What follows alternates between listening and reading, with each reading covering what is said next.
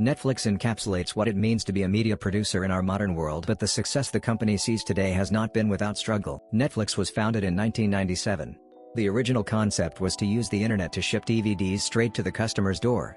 Offering a subscription finance, Netflix's flexibility and range of choice separated it from other content providers. In 2007, Netflix began streaming, with broadband speeds and increasing technical knowledge in the community being propellants. They soon faced competition in their sector, with Amazon and Hulu announcing rival platforms. Netflix goes international in 2010, and chooses to focus on streaming, gathering users by offering a tailored viewing experience and a large catalog.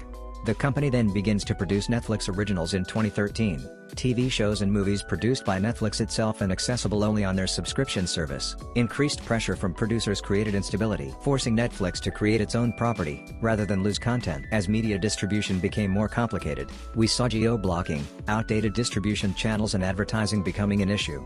Geo-blocking sources a user's location based on their IP address, and either allows or blocks a user from viewing content based on international licensing conflicts.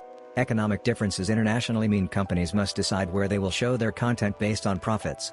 This led to staggered releases where viewing experiences had to be tailored to a release location and advertising agreements made. Issues with accessibility meant that most international users were forgotten about. Gradually, Netflix lost the rights to stream much of their content as their contracts expired, or either Netflix or the company pulled out, due to increasing costs per episode for licenses. This loss of content prompted people to boycott the platform.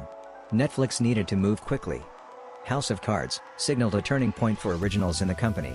Through their own customers, Netflix had a wide audience to advertise to, unrestricted by network requirements that might stifle their message, and without contract negotiations for countries and streaming periods necessary, the company began to thrive. Netflix was able to get real-time feedback on who is watching, where and how engaged they are, tools still used in productions today.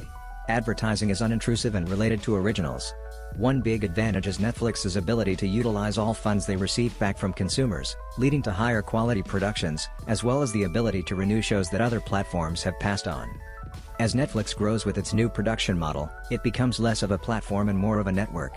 The move into digital streaming has obviously proven more effective than its traditional media cousins, because people expect content to be immediately accessible wherever they are. Whilst content streaming is on path to be just as segmented as traditional media through distributors, Netflix remains ahead of the curve by developing original series solely created and owned by the company. For what was once a DVD mailing service, Netflix has created a digital empire to rival that of traditional media. People aren't prepared to return to plans which require separate subscriptions to view content or annoy users with advertisements. They want it in one place and easily accessible. Because Netflix has been unable to do that, they've made us invested in them. Furthermore, they've removed global licensing issues and utilized the immediate feedback and analytics that only a digital platform can offer.